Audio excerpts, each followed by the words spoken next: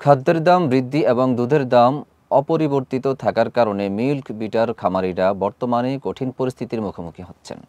প্রতিদিনের খরচ বৃদ্ধির কারণে খামারিদের লোকসান গুনতে হচ্ছে, যার ফলে অনেকেই তাদের গবাদিপশু বিক্রি করতে বাধ্য হচ্ছেন। খামারিরা অভিযোগ করেছেন যে মিল্ক বিটা দুধের দাম যথাযথভাবে বাড়াচ্ছেন না, ফলে তারা সঠিক মূল্যে দুধ বিক্রি করতে পারছেন না। ডেস্ক নিউজে বিস্তারিত জানাচ্ছেন লাবনী আক্তার।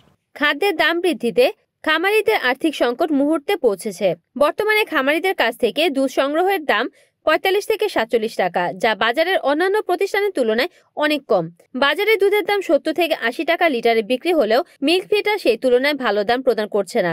মিল্ক ভিটার পরিচালক জানিয়েছেন যে খামারিদের সাহায্য করার জন্য নানা পদক্ষেপ নেওয়া হবে।